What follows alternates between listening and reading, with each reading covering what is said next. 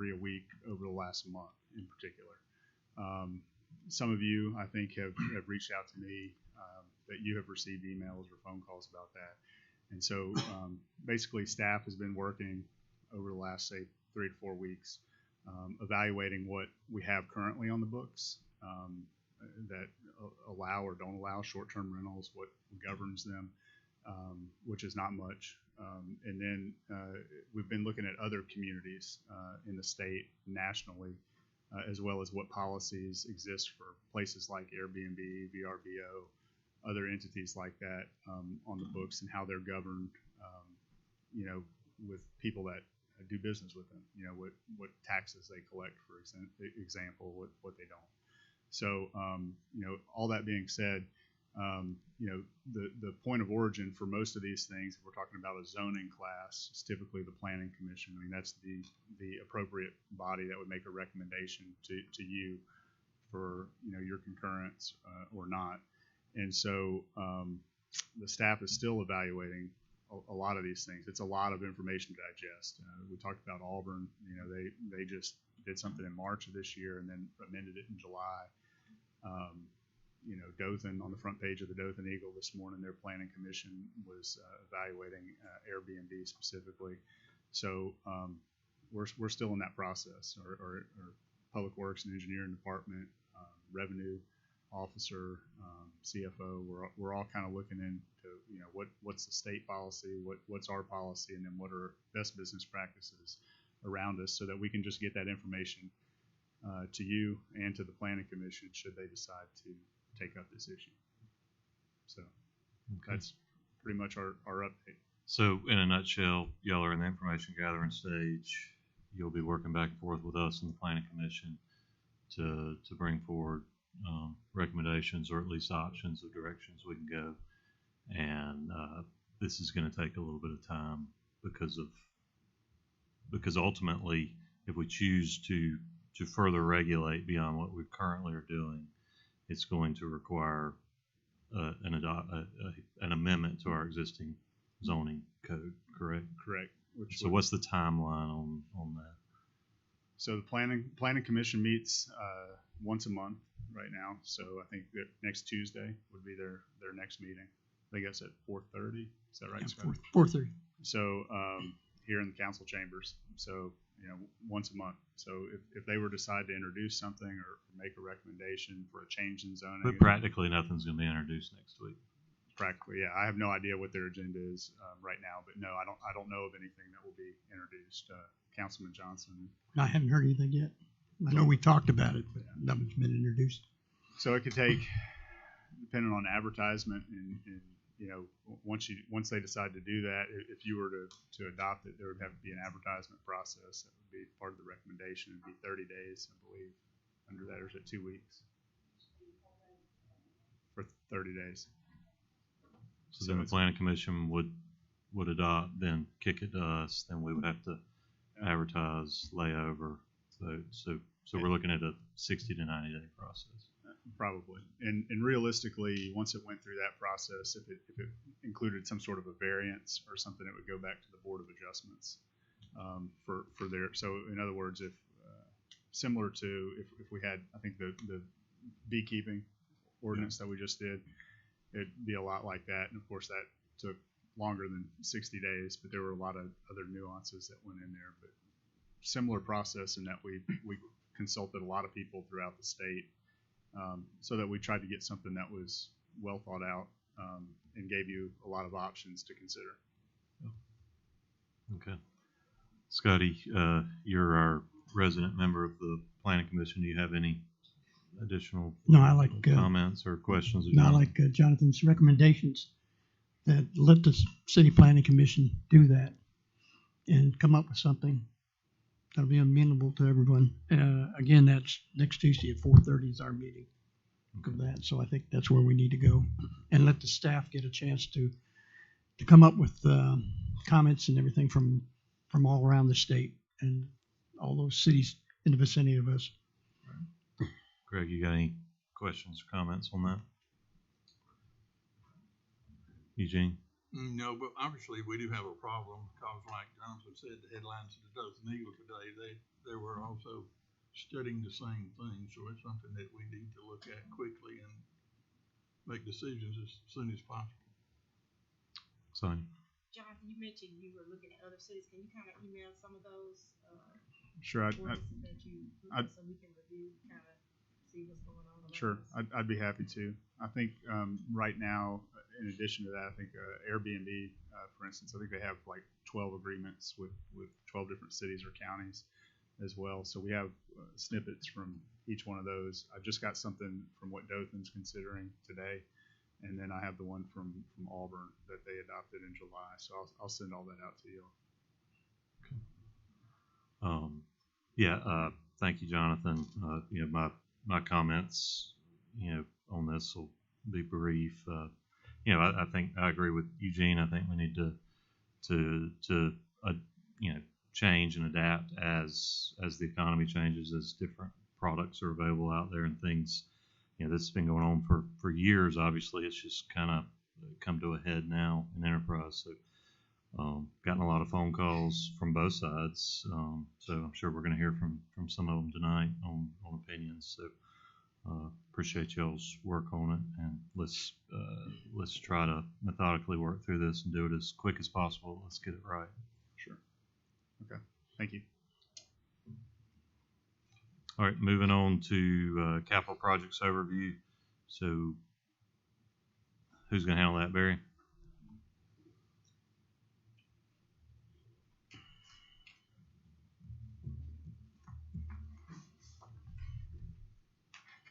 Thank you, Mr. President. Projects are still on schedule compared to last week and where we were on the budget. There's a couple things on the agenda tonight. One is the lighting agreement with Outbound Power for the 2 center poles in the new parking lot. Those are a 40-foot recommendation from staff as 2 40-foot poles. Aluminum bronze colored with the heads on the top. One of those has a floodlight that points towards the back of the Yancey Parker building where the new mural will be. The others are downward facing into the parking lot. At the last council, I told you that number was around 270. That did not include the floodlight when I started reading through the details in the agreement. So with the floodlight, that number is like a $330 number per month. $330 per month. Per month, yes, sir. That'd be added to our bill, and our bill is it's a small portion of what our monthly bill would be with Outbound Power providing that. But they put all the capital, they put the cost up, they put the poles up, they take care of everything. We just pay basically like a rent bill for them to do that. But if any of the lights go out, we had any problems whatsoever, we call them, they take care of it. It also handles our power usage for those lights as well. Also on the agenda tonight are the decorative poles around the new parking lot as well. I updated the layout. There's 7 instead of 6. I put one also on Edwards. And those, you asked me to look at whether or not to put what the cost would be for the decorative with the hanging baskets on each side. That's something staff does in-house. That's not a factory installed option. So the price that I gave you, we were able to work with the manufacturer's rep and get those prices down from the original cost, which is good. We got almost buy 6 get 1 free type of pricing, which was good for the city. But we're able to put those hanging baskets on that if that's your desire. We're also going ahead and running the water services for all those poles right now. That'll be under the concrete. So if you decide you want to do that, they're ready to go. So the recommendation tonight will include what Eugene had asked about, Yes, sir. or at least allow us to do that. It'll allow you to do it. We have the services there. All you have to do if you want to do it, we'll attach the poles to it, run the water up through the fixture, and put them on, so everything will be in place. The one thing I will point out, if you saw on the purchase order, there's a 20-week lead time on those decorative poles. So we'll go ahead and do the boxes, the panels. We'll put a plate over it right now to hold the place for them and have everything ready. And then when poles come in, staff will install them. So it will not slow the project down. No, sir. We'll continue the project. Everything is on pace. The other thing I have on your for the council approval tonight is an agreement between us and Coffee County for doing the paving on the project. That's something the county said they have done elsewhere. So I'm asking y'all to allow the mayor to execute the identification agreement on that. And Rayner, the city attorney, is looking in to make sure that everything on that is good to go. But I'm asking for approval for that also tonight. That'll allow us, we had prices that came in as late as today. on the park, on the sidewalk around the edge of it. And, it's within the bid law for us to take quotes and award those without having to go out for bid. So that won't slow the project down as well. So everything is on track. Any questions of Barry, Scotty, Greg, Eugene? Sounds good. One more thing while I have you, you also have tonight for the bids for the paving project, roughly just a hair under $3.6 million for phase 2. That's right on budget for what we had allocated for this next phase of the project. So, if you decide to vote to move forward with awarding the bid tonight to Wiregrass Construction, then we'll move forward with that and efforts to have paving starting to go down next month. Next month, on the streets. On the streets, yes, sir. on The street, and the list will be consistent with what we've been presented with. Yes, sir. And just to get ahead of that, I've had discussions with Poly Engineering, which is phase 2, to go ahead and get a contract in place for phase 3. Go ahead and have those designs so when we move out of phase 2, we're ready to roll right into a phase 3 paving project to keep that project moving. So that is the plan right now, unless y'all feel otherwise. That's what our intent is. I do have a question on that portion of it. So once that's been awarded, is that your office or Poly? Who oversees that contract to make sure it's? So part of the contract with Poly Engineering is to provide inspection services for that project, but also we will be putting a city person on there as well to oversee that as well, just to make sure that we have our own person, kind of making sure that our interests are being met. But it's both, to answer your question. We'll have both. Full-time will be set onto the consultant, but part-time for quality assurance will be set with a city person. And had discussion with our staff who that would be, and moving forward to getting that person freed up to have the time on this project to follow the paving crews around. Be spot checking like once a day, twice a day, type checking in, make sure everything's being done the way we would want it done. So I want to make sure we're spending those kind of money on the roads that we have, that we're getting the product at the end of this that we should be getting, and between the consultant and our people, we should have good quality control and assurance on that. Yes, sir. Scotty? No, that's great. And the sidewalk repair project? It bids on November the 3rd, if my memory serves me right. It is currently out for bid. And I was trying to put the sidewalk project with that, and I realized that was going to slow down our sidewalk. The sidewalk portion will slow down our parking lot. So I went back and divested those two projects to keep both of them on a schedule. So, yeah, it's currently out for bid. Yes, sir. As soon as I have that, it'll be on the next council agenda for approval on that project. We did meet. Oh, Sorry. I'm sorry. No, go ahead. The other sidewalk project is the TAP grant project. We met with Aldot today. Had a walkthrough with the consultant in Aldot. And for the TAP grant, the consultant said by the next council meeting, I'll have you an agenda, like a schedule and a contract from the consultant to move the TAP grant sidewalk project forward as well. That meeting went well between Aldot, and they went and surveyed the project. As they surveyed it, walked it, saw what the concerns were. So Aldot was there, our consultant was there, and we had staff there as well. So that was a good meeting. So that sidewalk project will also be moving forward. Great. Sonia? Okay. Yes, ma'am. Adjustable collars on Highway 27.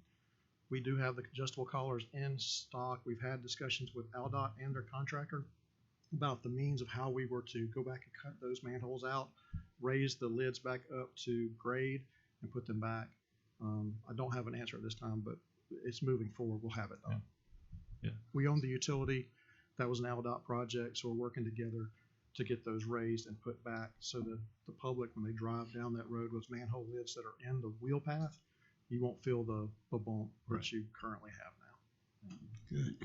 Good. Yeah, those of us that ride out that way. I appreciate it. Yes, sir. Also, there's, I know Mr. Finch was here a few weeks ago, asked about the storm sewers on Highway 27. I noticed they've been marked. Are those going to be repaired? They're going to be repaired. They were damaged during the construction project of that Aldot's project. We brought that to their attention. They're going to fix those storm inlet covers and put those back. Okay, Yes, sir. great. All right. And parking lot completion date? Still shooting to have it done before Thanksgiving. We'll know within the next 2 weeks. We're pushing everything we've got to get that date done. We'd like to have it there for the for the Christmas parade. That's kind of our goal. And we're doing everything we can to meet that timeline. Right Of now, course, the lights won't be in. the lights won't be, well, the lights may not be there, but if we can get everything paved, the sidewalks done and striping done so it's open to the public, we can always come back and add those at a later date.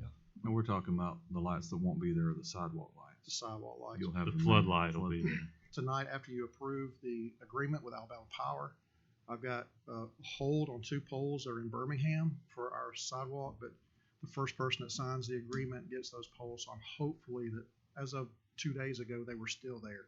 So if y'all sign it, I'll be sending a text message saying, hey, are my poles still there? Please send them. So if those poles are there, everything should be good. Okay. Yes, sir. All right. Anything else for Barry? Thank you, Barry. Yes, sir. Good report. All right, council will move straight into the council agenda overview, which Barry just covered about half of it. So this should move a little faster than normal.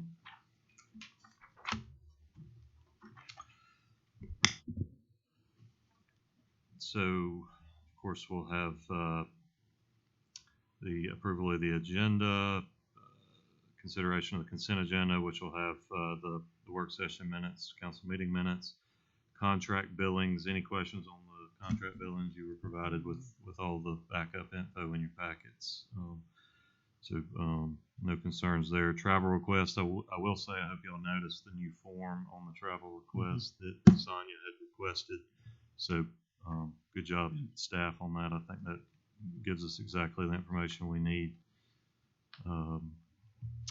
So then a presentation extra mile award that the mayor is going to handle, a consideration of a Veterans Day street closure, then the privilege of the floor, and then staff reports. So I will say, any staff who's here tonight, the way we'll handle that, since we may have a higher than normal volume of privilege of the floor, if something is said during privilege of the floor that you wish to address, just hold those comments, take notes, hold those comments all the way through privilege of the floor. Then you'll have an opportunity to address anything during staff reports. I think that'll keep the meeting moving along more efficiently.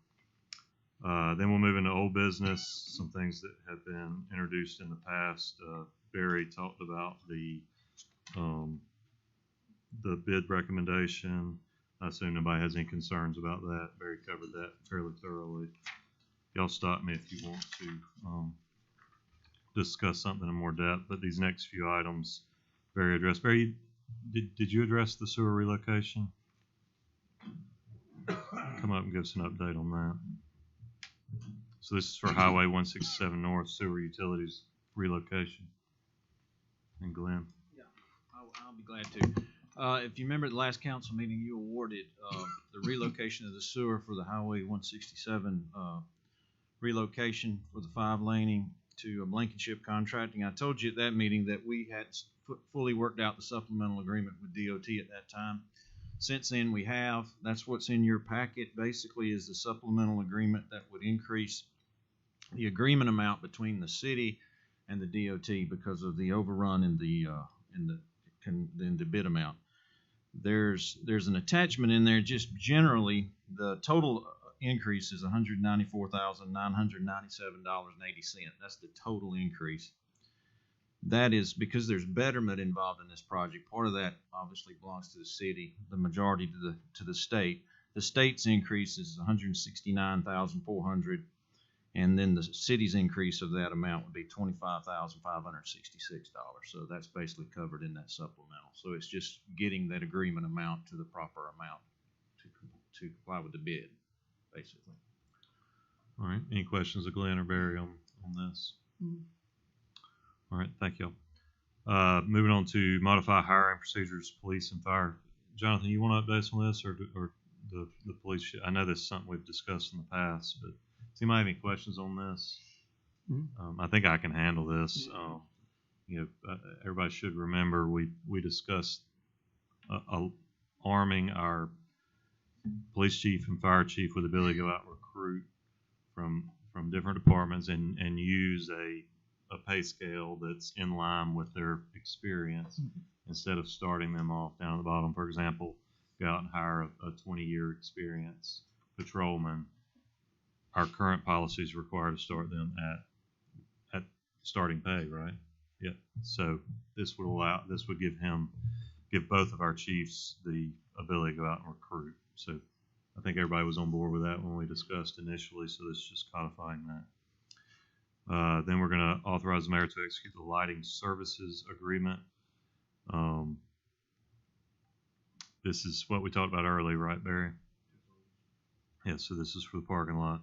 Then the indemnification agreement, again, Barry covered this earlier for the county. The counties, we're partnering with them to get that asphalt down in the parking lot. Then we're going to request permission to purchase decorative light poles. Again, any concerns there? Any questions? Fire department cascade system. So this is to purchase a new compressor cascade system from NAFCO. So the city's going to be responsible for $4,367. So this is through a grant. Chief Davis, you want to update us on that? We've got a little bit of time. I brought this before you once before. This is just to enact that, purchasing through NAFCO. They have the same type as an HGAC that they can work through, so that allows us to move away from bids. We're trying to make it as quick as possible because the lead time on this, like everything else, is so far out. Any questions? So obviously, city will be responsible for a fraction of the Yes, sir. cost. All right, thank you. Billy, you want to tell us about the audio visual equipment?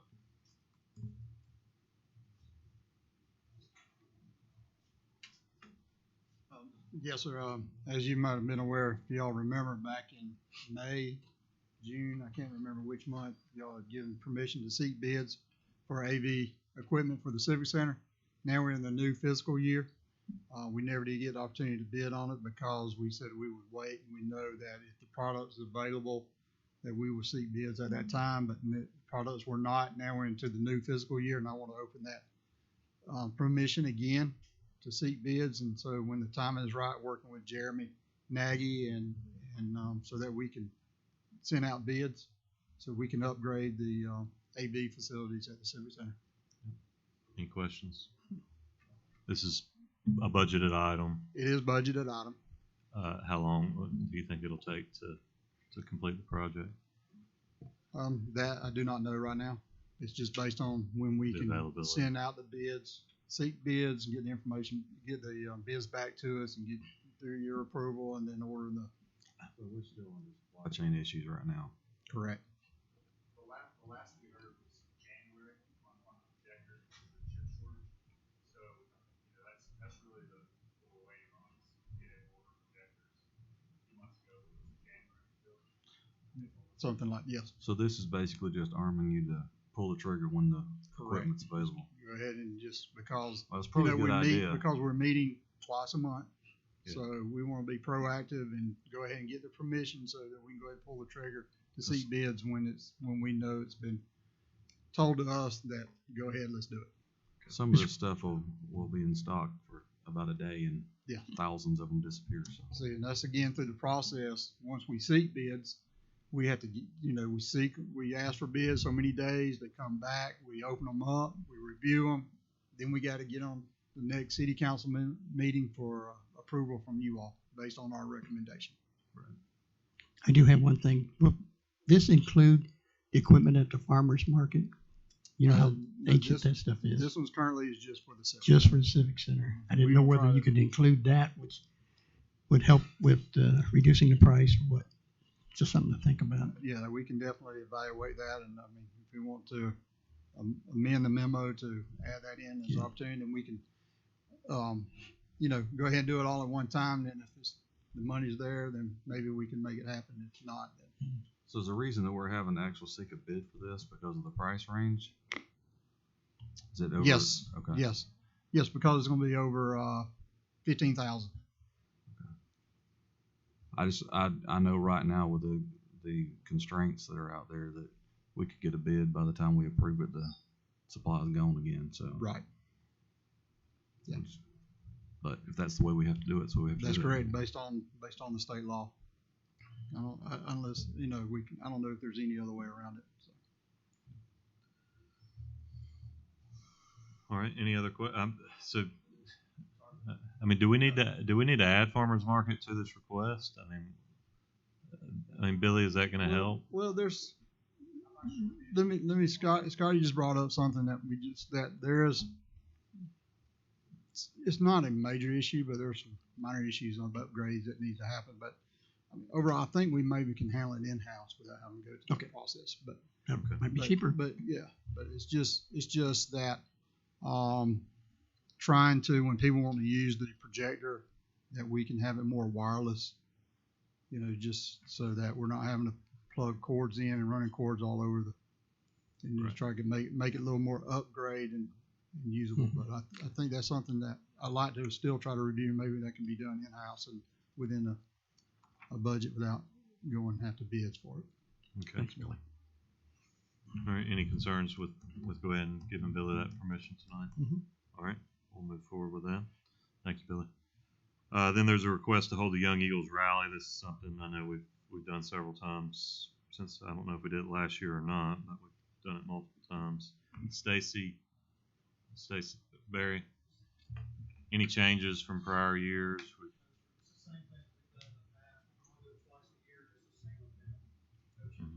Isn't there always a question about the liability insurance? Yeah, Rayner, we've got liability insurance.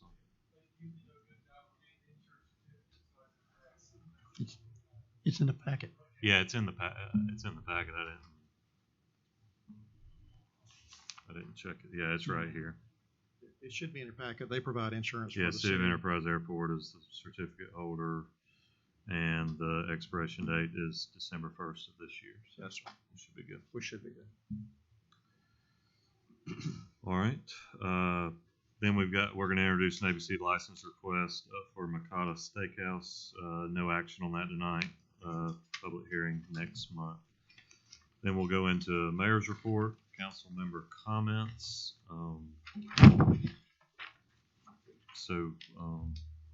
That is the agenda. Any recommendations to any additions or deletions to cover everything y'all want? All right, then we'll just approve it as it's submitted then. All right, I have a request from Mr. Telos, Mr. Cotter to go into executive session regarding real estate matters and economic development matters. Does that cover everything? So we expect this will probably take about 20-25 minutes. So we will return in about 20-25 minutes, and if there's any other matters to discuss during work session, we'll handle it then, and then we'll go straight into our regular meeting at 6 o'clock. So I will entertain a motion to go into executive session for real estate economic development matters. So moved. Is there a second? Second. Any discussion? All those in favor say aye. Aye. All opposed, same sign. Motion carries.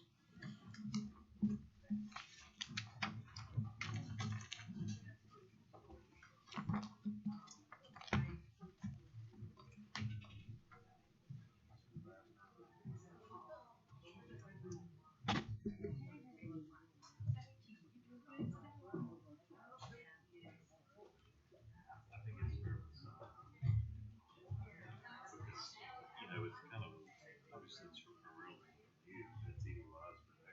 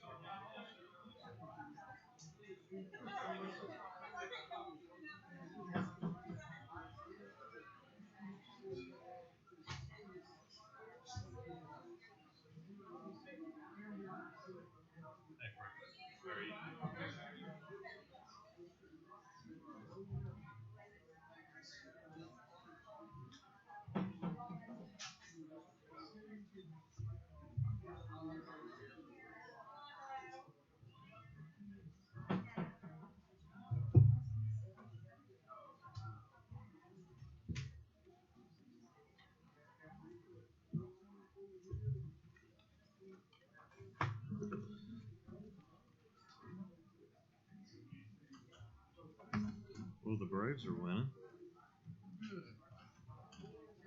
They were losing 2-0 when we came in here, and now it's 4-2. So.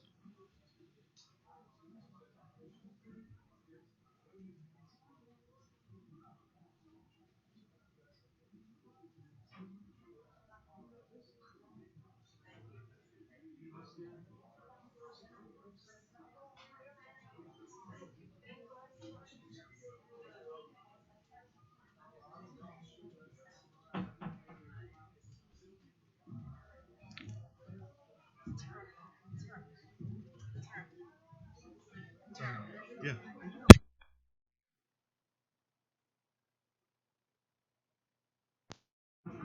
I will. Not to have 100 people come up.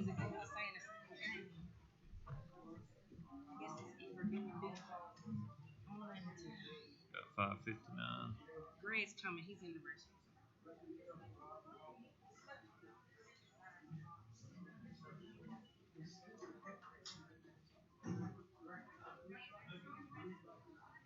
I guess. Beats me.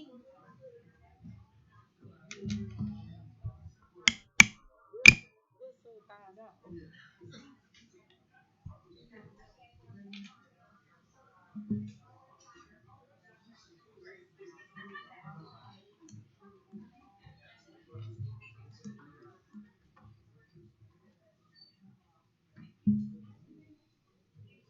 Just waiting on Greg. What all is this? Stuff that was in your mailbox and that nobody picks up. It's better than having a big desk, dude. Yeah.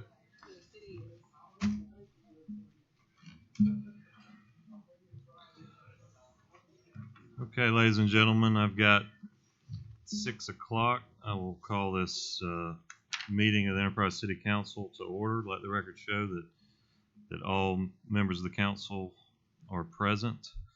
Please stand with me for the opening prayer and pledge of allegiance. We have Reverend Frank Kraft from First Baptist Church. Let us pray. Father God, Lord, we bow before you this evening, recognizing your presence with us, God. We recognize that you are the one holy God. You are the one loving, true God, one who is worthy of all worship and honor and praise. And God, we just ask that you would help us, God. Help us to heed your word, that we would humble ourselves under your mighty hand, that you may exalt us, and that we would cast all our anxieties unto you. Lord, we lift up our city to you. We start with our city leaders, asking that they would humble themselves and help lead us and guide us and set an example for us in integrity, in honor, and compassion and love, and that would trickle down to every resident of the city, that this whole city would be known as a city of loving people, of compassionate people, of people who listen first and are slow to anger and are slow to speak, but are quick to show compassion and grace and mercy and love. And that we would all worship and honor you with our lives in everything that we say and do. And may you bless this meeting. May it be known as a meeting of wisdom, of discernment, of reasonableness, of consideration and compassion, and that your will would be done here in this room and across our city and our state and our country and the world. And we pray this all in Jesus Christ's name. Amen. Amen. Please join me in the Pledge of Allegiance. I pledge allegiance to the flag of the United States of America and to the republic for which it stands, one nation, under God, indivisible, with liberty and justice for all. Thank you. You may be seated.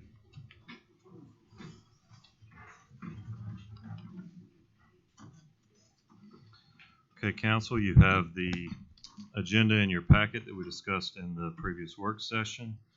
I will entertain a motion to approve the agenda as submitted. So moved. Second. We have a motion and a second. Is there any discussion? All those in favor say aye. Aye. All opposed, same sign. Motion carries. We will now consider the consent agenda. All matters listed within the consent agenda have been distributed to each member of the council for review, are considered to be routine, and will be enacted by one motion of the City Council with no separate discussion.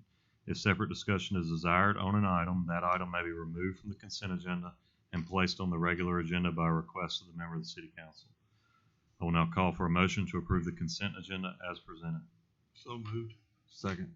We have a motion and a second. Is there any discussion? All those in favor say aye. Aye. All opposed, same sign.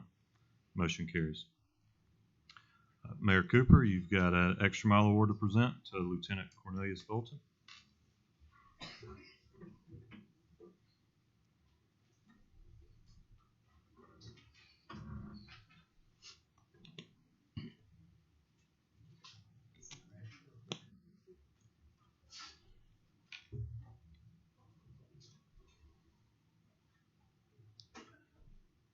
Ladies and gentlemen, city councilman, we have with us this afternoon, distinguished young man. We're going to give the extra mile award. Goes to Lieutenant Cornelius Bolton.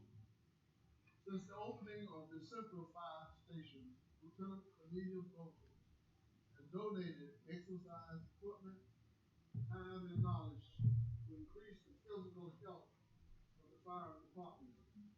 Lieutenant Bolton is a certified personal trainer and has made himself available for individual training for all employees of the fire department. He created a Fit for Duty program for the fire department. He does this purely out of concern for the health and well-being of his fellow firefighters, not only to improve their lives, but the fire department's effectiveness in protecting the citizens of Enterprise. Lieutenant Bolton, the City Council, and I commend you for your outstanding abilities and remarkable attention that you give to your fellow firefighters and your willingness to go out of your way to help them. We are proud to have such an outstanding individual as part of our fire department. Congratulations.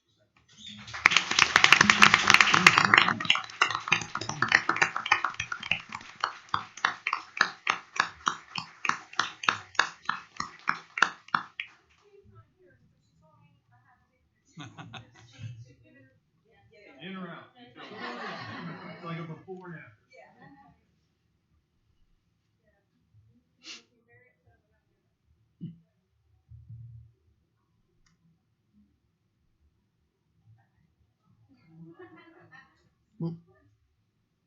Okay, Chief Davis. Real quick, I won't bore you. If you looked up the definition of altruism, this is the man right here. I'm sure a lot of you know Corn. When I say that he has donated equipment to the fire department, I'm not talking about a little bit of equipment. We're not talking about something you can put into your garage. He has he's invested a lot of his money, his assets, and I think that's absolutely phenomenal. He does it for the right reasons, but most importantly, he does it for me. He does it for his fellow firefighters at the station right now. And even if it seems like a stretch, it's not. He does it for y'all. 54% of fatalities in fire service is due to exertion, stress, stroke, and heart attacks. Heart attacks is number one cause. And he knows that.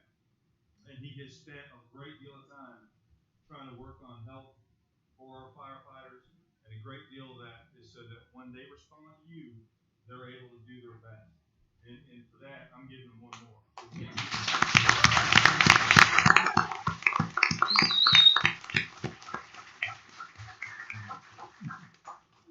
Thank you, Mayor. Thank you, Chief Davis, and certainly thank you, Lieutenant Bolton. I'm looking forward to the program you're putting together for the council.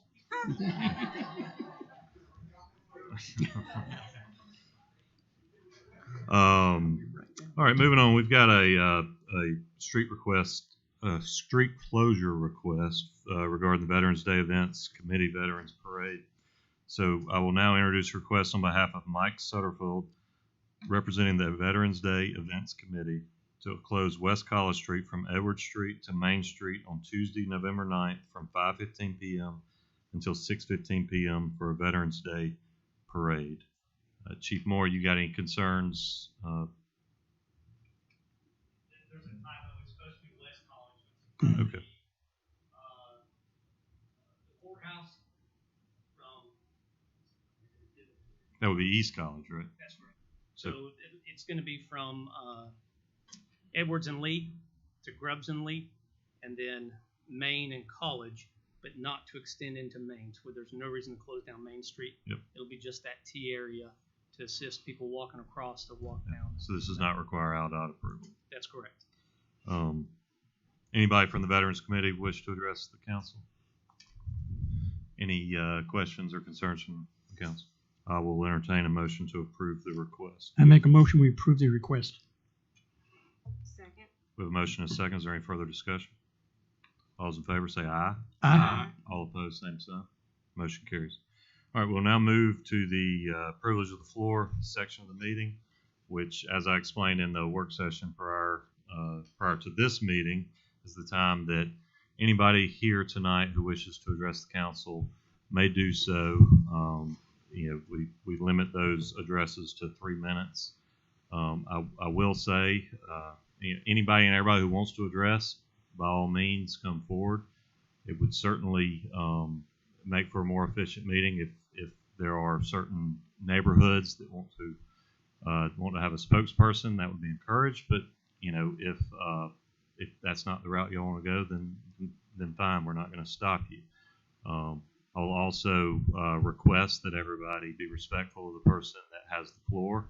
They will have their floor. If you, when you have your turn, you'll have your turn. This is not the time for dialogue. I do know there's, a specific issue that many of you are probably here tonight regarding the short-term rentals. So this is not the time for dialogue. That time will be, after the meeting or in the coming weeks and months as this issue gets addressed. All of our contact info is on the city council, on the city website, on the city council tab. So, or you can get that from us afterwards.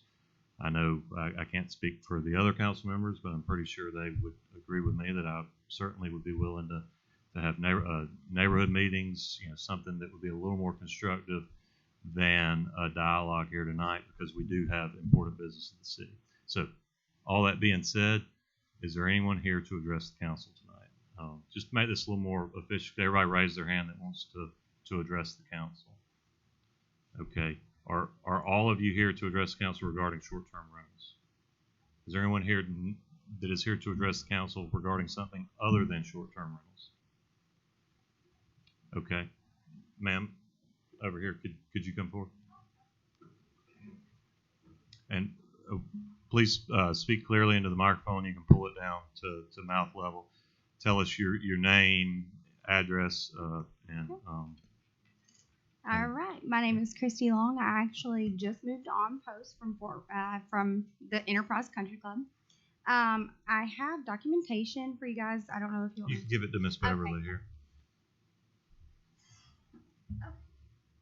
All right. So I'm addressing the Airbnb issue.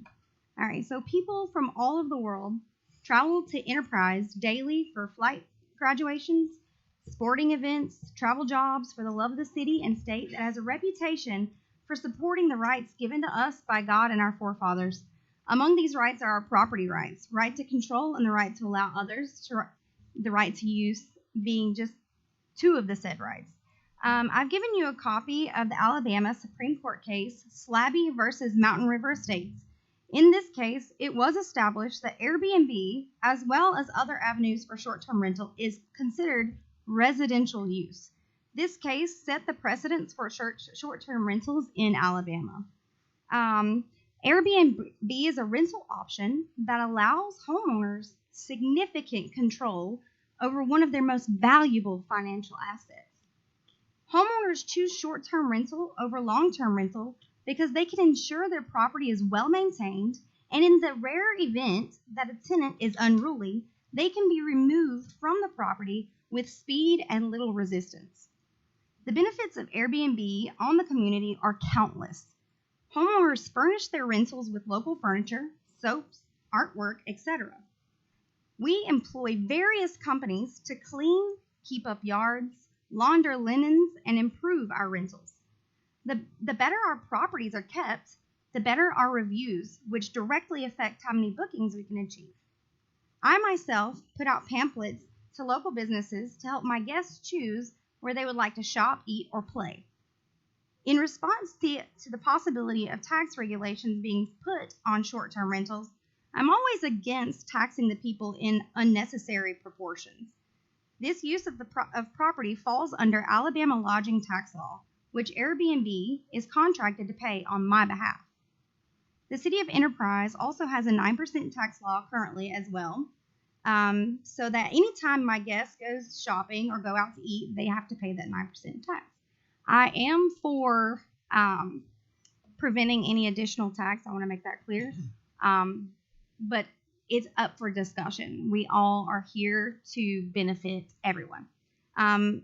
Enacting new tax regulations on short-term rental will possibly be hurting those who are financially suffering, such as soldiers PCSing, travel nurses, linemen, Red Cross volunteers, pastors. Creating ordinances and taxing unreasonably hinders progress and business growth. For us as Airbnb, we're able to go into our property. So I don't know how many of you guys own rentals, but basically, whenever you have a long-term tenant in there, they can get in there and destroy your property. I mean, absolutely wreck it. Short-term rental, we can go in after each and every single one of those people and ensure that everything is perfect and clean. And like I said, we as a group are willing to talk to everybody. But it's something that's new, and people fear what they don't understand. So, so that's really all I have to say. Okay. Sorry. Thank you, Ms. Long. Okay, yes, ma'am. Again, please tell us your name and where you live. My name's Kathy Patty, and unfortunately right now I live at 105 Lake Ridge Drive. Kathy Patty. Kathy Patty. This is a petition signed by many of the people in our neighborhood that are against this. I researched the zoning laws, which is not something I ever anticipated doing in my life. It's very boring. But by Enterprise's zoning laws for R100, there are things that are restricted. Anything that is not a single-family home. One of those is an Airbnb, a bed and breakfast of any kind. It says that if you have a bed and breakfast, you must have a parking place for every single room available. That's 4. There are not at that house. For a motel, you have to have, it's 4 plus 1 extra. Same thing with a motel, 4 plus 1 extra. If it goes to 30 days or more, that qualifies as a rooming house. That's 1 for every guest you allow. This house allows 8. That would be 9 because it has to have 1 extra. When this house was advertised, I think that things that are done that you know are right are done in the light, and things that you know are wrong, you keep hidden as long as you can. We found out about this bed and breakfast, Airbnb, through Facebook groups, and this was the advertisement. This property can be used for small events as well, such as small lakeside weddings, baby showers, bachelorette and bachelor parties, birthdays, anniversaries, family reunions, and holiday gatherings. We are not a transient neighborhood. The vast majority of the people on my street have lived there 20 plus years. Pretty much to get out of that neighborhood, a spouse dies and the other one goes into nursing home or something like that. However, it took one night to ruin the peace and sanctity of our neighborhood, and I apologize to everyone in here. I wish I could make this bigger.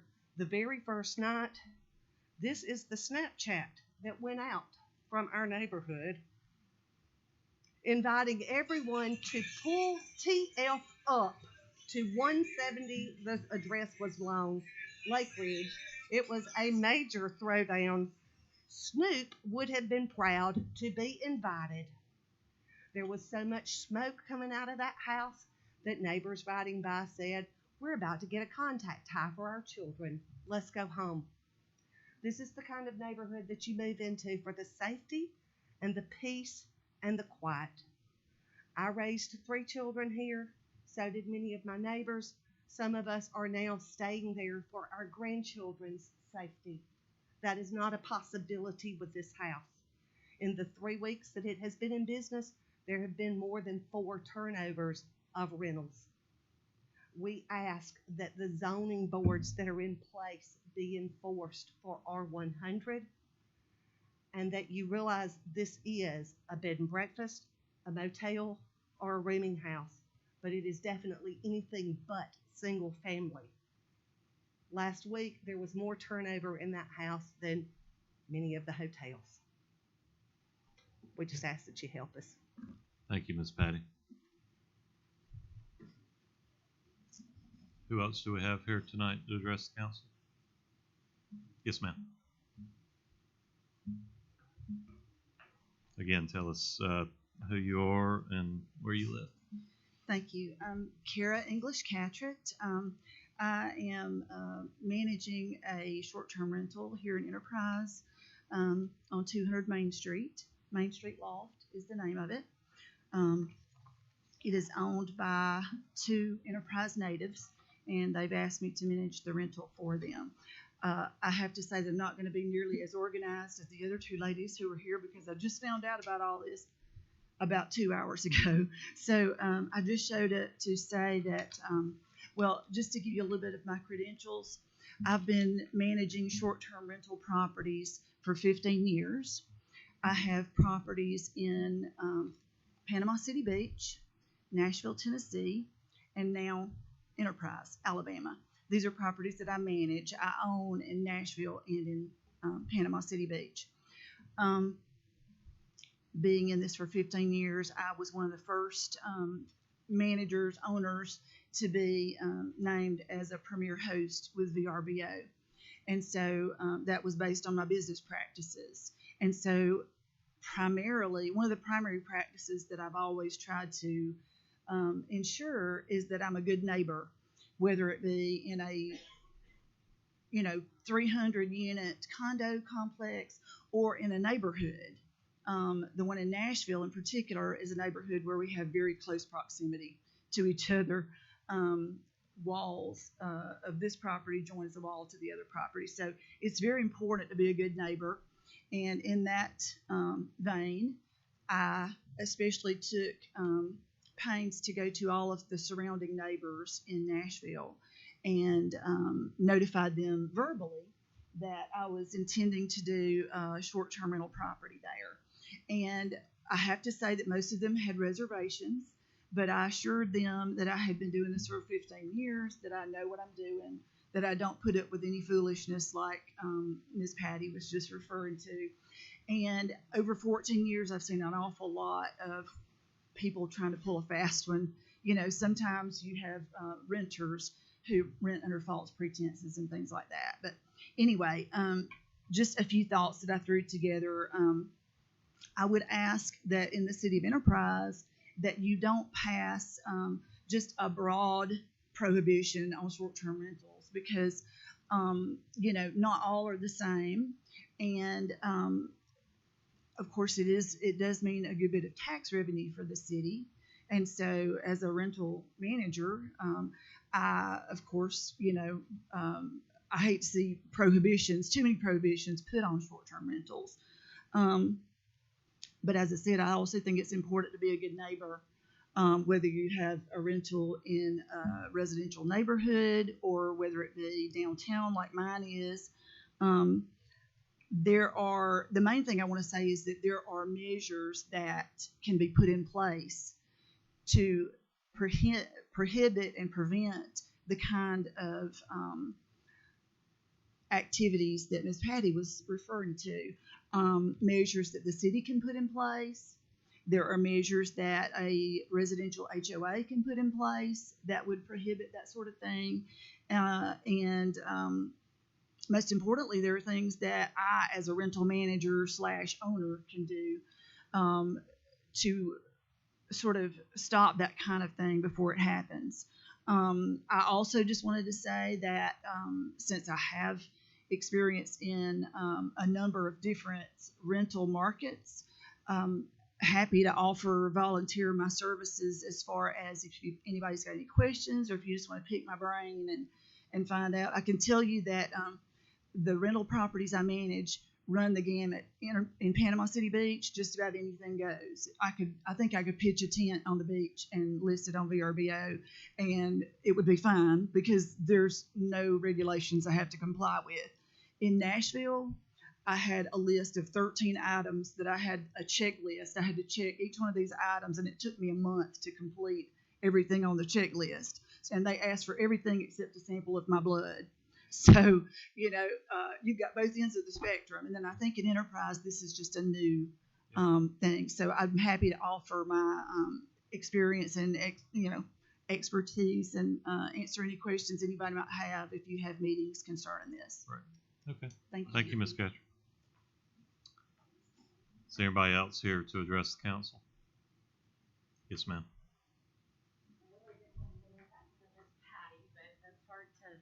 Defend.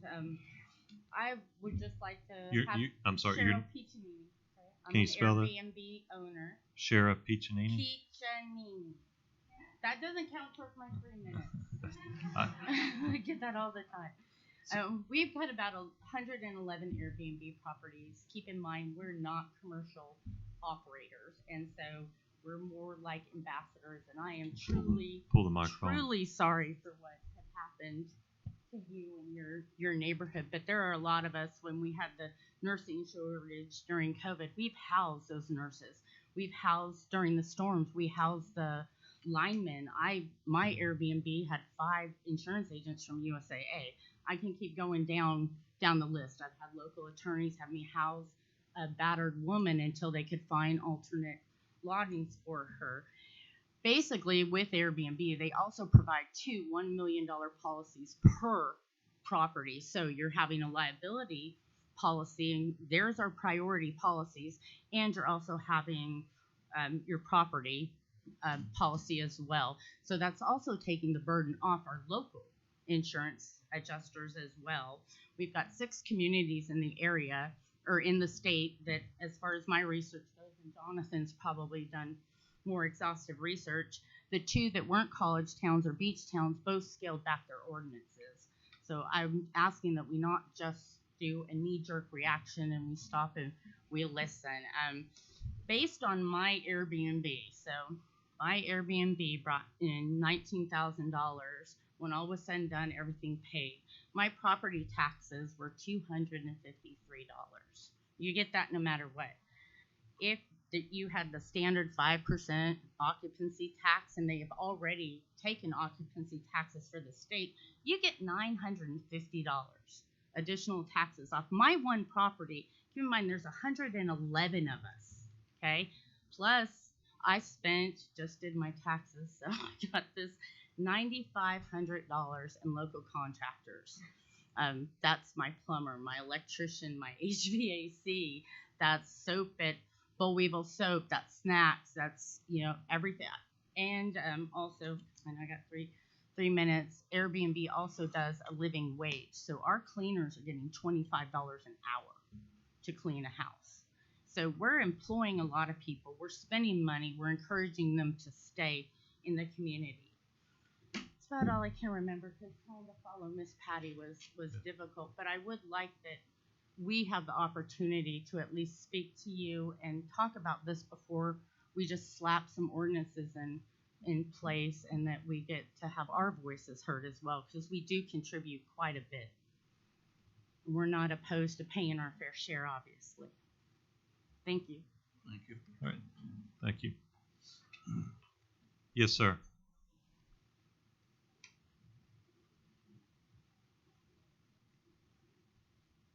Tell us who you are, please. Yes, sir. Good evening, Mr. Mayor. Good evening, council members. My name is Dr. Robert Wiljunas. I reside at 2702 Woodcliff Drive in the Honeysuckle Hills subdivision, which is currently the topic of this Airbnb. As Ms. Patty mentioned, many of us in this neighborhood are retired. I retired from the Army and chose to live in this neighborhood probably until I die and my wife has to sell off and go live in a nursing home. Many of our, well, we have a council member here that has family that lives there, and I hope to have them for neighbors for a long time too. I hate to see this happening in the neighborhood, and we currently have restrictive covenants in place that I believe prevent this from happening. And the gentleman in the blue suit, I don't know who you are. Are you the city administrator? I believe he said, if I understood him right, that if you guys allow this to happen, it would require a variance because currently the zoning ordinances do not allow it. Is that correct? Okay, and that there's a certain amount of time that you guys would have to negotiate this and look at what's happening and all that sort of stuff. And that could be a matter of weeks or months for that to happen. I guess I'm here to say, and I think I heard from during the recess while you guys were in chambers, that I was going to ask for a cease and desist while you were doing that, so that the sort of things that we heard Miss Patty saying are going on don't happen. And I didn't hear the young lady over here who owns the house dispute that you guys caught any of that action on your deer cameras or whatever it is you have up. Yeah. So anyway, you didn't want discussion, but right. I didn't hear her dispute it. But anyway, so we know this stuff's going on. But I understand there's a cease and desist. I would hope that during the time you guys are examining this, that we can at least enforce the regulations that are currently on the books. And during that same time, am going to offer to my folks out here that are in our neighborhood that we form a homeowners association that we can start enforcing, because the Grimsleys used to own our neighborhood, or at least that land, and they used to enforce those homeowners, the restrictive covenants of our neighborhood, and they've kind of washed their hands of it. And I'm retired. I've got nothing better to do than go around and enforce those things that are already on the books and that are in the courthouse. So while you guys are doing your thing, we do our thing, and let's do this civil, and let's enforce what's already on the books. I'd like to see it go away, but enforce the rules that are already there right now. Thank you. Thank you, Mr. President. Who else do we have? Yes, ma'am. Again, please state your name. My name is Nancy Foss. I own properties on 110 Springview, Pine Ridge, and Woodmere. What I will tell you is what she's doing is not legal by the standards of Airbnb. You don't need to have a moratorium against her home. There are no parties. Airbnb, that's a rule. You cannot have parties. All of us that own Airbnbs, we screen no parties. There are no parties. I had a family that was actually coming in from Geneva County and wanted to come in and have a birthday party with their grandparents and their 11-year-old granddaughter. And I said, ma'am, I'm sorry, we do not do parties at all. So I can tell you that this is breaking the rules of Airbnb. And that is not what our services are about. We don't advertise. You're not allowed to advertise for Airbnb. I worked for corporate America for 20-something years. I just traveled to Houston last week. I stay in Airbnbs. They're much more comfortable than a hotel. I feel safer, and they're much cleaner usually. And I can tell that by the reviews that are on there. And my home, I've only ever had a 5 rating. My home is super clean. But with all of that to say, there's no partying. There's none of that's allowed. I've got a family that's PCSing out. They're so grateful to have a home instead of staying at a hotel. The military, the Army, last summer agreed. They now pay Airbnb directly for our soldiers to stay in homes instead of staying in hotels. It's much better for that family. So this case, and I don't know this lady, but I would be upset as well. That is not what our short-term rentals are at all. So that's an extreme case. So I don't want to be tarred with that brush. It's a business, and it's a great business for all of us in the city and for folks that are coming through. So I just would like for you to take that into consideration. Sir, you don't have to. You can call Airbnb tomorrow and they'll shut it down for you. She can't rent through them. So, that's what I would say about this. And I'm happy to work with you as well.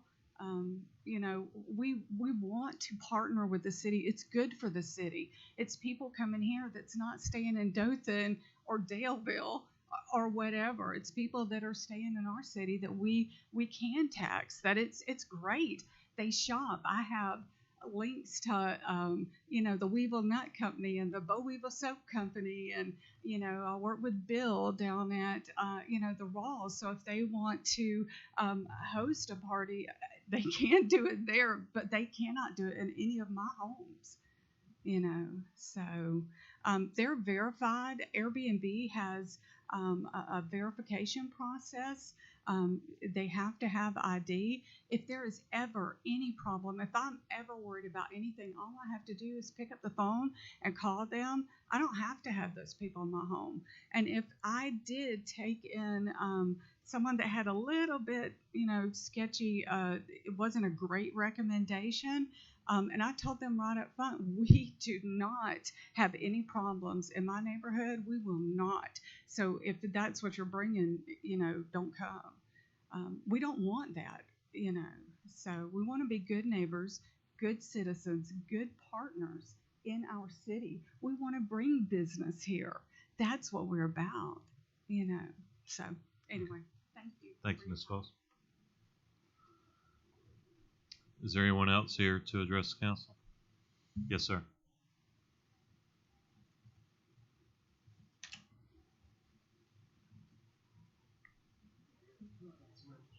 My name's Tom Evans. I live at 105 Glade Way. I've heard a lot of talk tonight about Airbnb. VRBO, I believe, was the other internet company that was doing it. Nobody's addressed the fact that there are going to be some fly-by-night folks or individuals that are going to advertise for their home or their residence to be used similar to an Airbnb. And that is one of the reasons why we need to enact strong code or something along or licensing procedures or anything else that is going to restrict what can be done in those homes.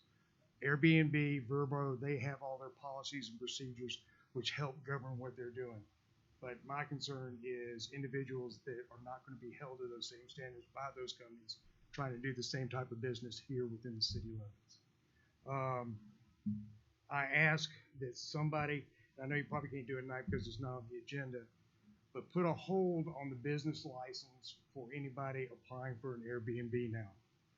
That if there's a rush to do that, it's going to be a greater harm to them if the restrictions come back for something else that they can't do. While we're going through the process of figuring out through the planning board what we're going to do, that we put a hold on these licenses so nobody can start a new business until such time as we as a city figure out what we're going to do with that. And also the lady who said that there's no requirements in PC for short-term rentals.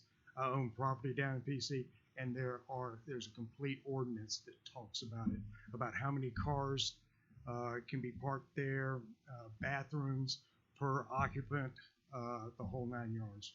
So, thank you. Thank you, Mr. Evans.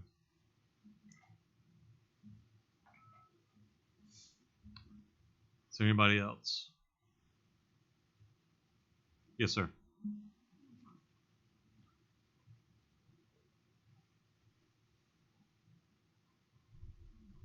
Hello, my name is Shane Smith. I live at 304 Windsor Way. I also did not learn about this meeting until about 10 minutes before I got off work, so I came straight here. So I'm not very prepared for a speech, but I am an Airbnb owner, and I would also like to apologize to the neighborhood that has had that experience. My wife and I have lived in this town for 2 years. We specifically sought after this town because we wanted to be in a small town in the South. We've owned rental properties for the past 16 years in Colorado, Washington, Nevada, and we've sold everything to try to set roots here. For our Airbnb, it is actually what allows us to stay in enterprise. We're a single income family. We have 2 kiddos that we're raising, and without the Airbnb, there's no way we can survive in enterprise. We would have to probably relocate to Dothan or another cheaper city, which we don't want. I can say that we've had in the last year, we've had at least 12 people from Dothan stay at our Airbnb because they want to get out of Dothan. We've had several people from Montgomery come down, several people from Auburn. We've had families from Uganda. We've had families from California, and almost all over the country. A lot of Air Force parents come and stay at Airbnbs. It's what where we're from in Colorado and Washington. That's where most people stay. So they're trying to continue that and not get a hotel when they come down here for their son or daughter's graduation. So my request is that you would not just do a sweeping prohibition on Airbnbs, and that there would be some future discussion on not limiting the restrictions on Airbnbs here in enterprise. All right, thank you. Thank you, Mr. Smith. Is there anybody else?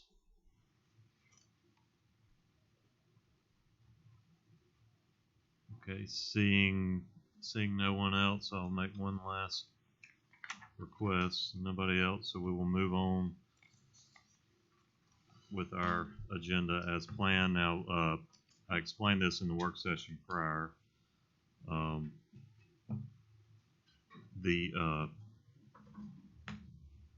We're about to move into staff reports. If staff has anything specific to report, but the council will have comments at the end. And we do not directly comment with each person who came forward. But if we so choose, we will do that at the end of this meeting. We have a section for mayor and council comments. So just for your information. So we're moving to staff reports. Is there any staff that want to address the council? Something we didn't cover in the work session? Seeing none, we will move to old business. I will now introduce and call for consideration of a recommendation from consulting engineer Glenn Morgan to award the bid for FY21 resurfacing improvements, Phase 2, to Wiregrass Construction Company Incorporated, in the total base bid amount of $3,596,710.35. Other bids received are as follows: Mid-South Paving Incorporated, $4,990,008.75. I will now entertain a motion to approve the recommendation. So moved. Second. We have a motion and a second. Is there any further discussion? All those in favor say aye. Aye. All opposed, same sign. Motion carries. I'll now introduce and call for consideration of Resolution 10-1921, providing to approve a supplemental agreement for utility relocation costs with the state of Alabama, acting by and through the Alabama Department of Transportation for the relocation of sewer utilities on Highway 167 North, in conflict with the state's construction of project number STP-AA-A115900. Resolution 10-1921 further authorizes the mayor to execute the agreement with the state. I'll entertain a motion to adopt the resolution. So moved. We have a motion and a second. Is there any further discussion? All those in favor say aye. Aye. All opposed, same sign. Motion carries. I'll now introduce and call for consideration of Resolution 10-1921A, providing to approve modifications in hiring procedures for police officers and firefighters in order to attract qualified applicants. The resolution provides for adjustments in pay for newly hired officers and firefighters and is specifically aimed at attracting experienced applicants which may work for other departments not necessarily in the state. The salaries which may be called for under this resolution are budgeted. I'll entertain a motion to adopt the resolution. So moved. Second. We have a motion and a second. Is there any further discussion? All those in favor say aye. Aye. All opposed, same sign. Motion carries. I'll now call for a motion to authorize the mayor to execute a 5-year agreement with Alabama Power to provide 2 aluminum light poles, light fixtures, and underground power for the new parking lot located on East Lee Street and North Edwards Street at an estimated monthly cost of $330.54. I'll entertain a motion to approve the agreement. So moved. Is there a second? Second. We have a motion and a second. Is there any further discussion? All those in favor say aye. Aye. All opposed, same sign. Motion carries. I will now call for a motion to authorize the mayor to execute an indemnification agreement on behalf of the city of Enterprise with Coffee County for asphalt installation at the new parking lot located on East Lee Street and North Edwards Street. I will entertain a motion to approve the execution of the agreement. So moved. Second. We have a motion and a second. Is there any further discussion? All those in favor say aye. Aye. All opposed, same sign. Motion carries. I will now introduce and call for consideration of a request from City Engineer Public Works Director Barry Mott to purchase 7 decorative light poles for the sidewalk around the East Lee Street, North Edwards Street parking lot from Mayer Electric Supply Company, Incorporated, at a cost of $30,709. I'll entertain a motion to approve this purchase. So moved. Second. We have a motion and a second. Is there any further discussion? All those in favor say aye. Aye. All opposed, same sign. Motion carries. I will now introduce and call for consideration of a request from Fire Chief Christopher Davis to purchase a new compressor, cascade system, and from NAFCO through the MPP GOV purchasing agreement at a cost of $48,038. Assistance to Firefighter Grant AFG funds totaling $43,670.91 will be applied towards the purchase of the equipment, with the $4,000 $367.09 balance to be paid by the city. I'll entertain a motion to approve the request. So moved. Second. We have a motion and a second. Is there any further discussion? All those in favor say aye. Aye. All opposed, same sign. Motion carries. I'll now introduce and call for consideration of a request from Parks and Recreation Director Billy Powell to seek bids for new AV equipment for the Enterprise Civic Center. I'll entertain a motion to grant the request. So moved. Second. We have a motion and a second. Is there any further discussion? All those in favor say aye. Aye. All opposed, same sign. Motion carries. I'll now introduce and call for consideration of a request on behalf of EAA Chapter 351 by Stacy Hayes, Assistant Director of Engineering, to hold the Young Eagles Rally at the Enterprise Municipal Airport on Saturday, November 6, 2021, from 9 a.m. until 3 p.m. The rally will feature free airplane rides for children ages 8 to 17. I will entertain a motion to approve the request. So moved. Second. We have a motion and a second. Is there any further discussion? All those in favor say aye. Aye. All opposed, same sign. Motion carries. I will now introduce a request from M&Y LLC, doing business as Mikada's Japanese Steakhouse and Sushi Bar, for a restaurant retail liquor license located at 1109 Bowleville Circle, Suite 5, and call for a public hearing to be held at the regular meeting scheduled for November 2nd, 2021. There'll be no action taken tonight on that. Mayor, your report. Thank you, Mr. President.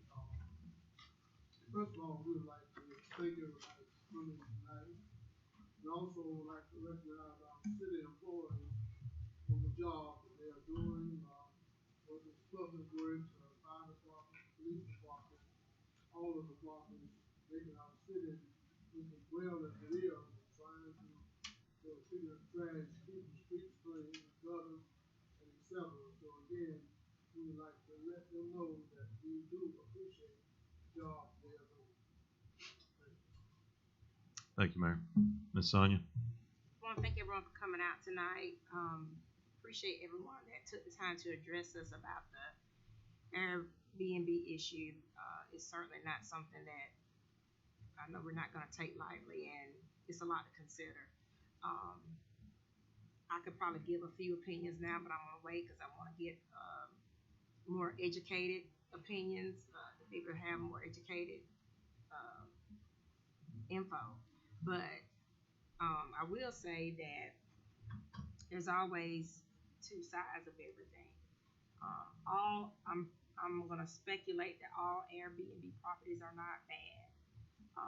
Just like all neighbors that live in our neighborhoods aren't just all bad. We can get a bad neighbor without being in an Airbnb property. So there is a lot to consider. We want everybody to feel safe and not threatened by people partying and doing things that they're not comfortable with in their communities, in their communities as well. So ask that you just bear with us and know that we're going to work together for the best interest of our city. Thanks.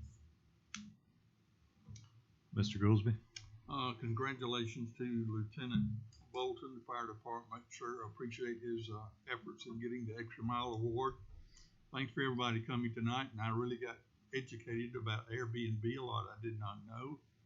So we will take it all under consideration. Everybody have a safe trip home. Thank you, Mr. Goolsby. Greg? I'd like to thank everyone for coming tonight, and it always excites me to see people getting involved in their city government. And I've had a tremendous amount of phone calls today from a number of you that are in this room and some that have already left. I understand there's about 111 Airbnbs in Enterprise, so that is something we better get right and be very careful about how we do it. And so I am interested to see how we continue to move along in this process. Also like to say congratulations to the Enterprise Chamber of Commerce for a very successful Downtown Fall Festival. The numbers I'm seeing look like we were close to 11,000 attendees down there, which would be the largest one, I think, that since we started tracking numbers.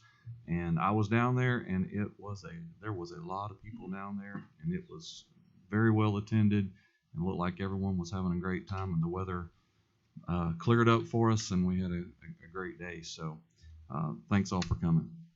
Councilman Johnson? Yeah, I'd also like to thank and congratulate Lieutenant Boltner, as I know him as Corn, so make sure Chief Davis should let him know that's awesome out there. And I worked on a couple of pieces of equipment a couple times during the CERT training.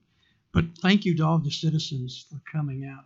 And for all those that are online, if you can't make the meeting, you can view us online.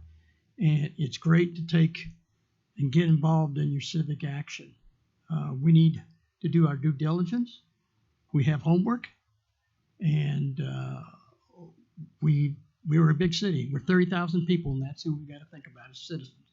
And I've told people before that they bring me an issue or something, bring me a solution. You know, it's not about Scotty or any other council people. It's the issue. You know, bring it to us, and how would you solve it? Okay, and we saw a lot of that tonight. So thank you very much for coming out, and have a great evening. God bless. Thank you. Yeah, ditto what everybody said. Certainly send Corn my best. Thank you. Certainly never pass up an opportunity to thank our first responders, our fire, and our police for putting their lives on the line every day for us. So certainly appreciate everything y'all do. So, you know, obviously this is a contentious issue. It's going to be controversial. At the end of the day, there's probably going to be some compromise. If I know this council well enough, I know that we probably don't all agree on it. So there's going to be dialogue. This is the beginning. This is the beginning of the process. It's not going to happen as quickly as some of you probably want. There's going to be a process. It's going to, as Mr. Fellows said in the work session, it's going to initiate and more than likely in the Planning Commission, because they're the ones that handle zoning issues, and then it will wind up on our desk. And we're going to be, to Scotty's point, doing our homework, talking with you. Would encourage you to reach out. Like I said earlier, our contact information is on the city website. So this is just the beginning. This is a pretty cool thing. This is how government works. This is your civic duty to come before us and talk to us. It's hard to do this in Montgomery and in Washington, but in your communities you can do this. You can actually come and be heard. Newspapers here is probably going to report on it, so stay tuned for that. But you know, one specific issue I will touch on is enforcing current regulations. You know, obviously any regulations that are currently on the books can and should be enforced. Now, obviously, you know, that's not our role. We're policymakers. We're not policy executors. That's the mayor, Mr. Fellows, police chief, you know, our revenue department, code enforcement. That's their job. But they've got to know. So if laws are being broken, call the city. If it's not an emergency, call the police non-emergency line. If it's an emergency, dial 911. So nothing we did tonight is preventing or further empowering current laws on the books to be enforced. So I did want to make that clear.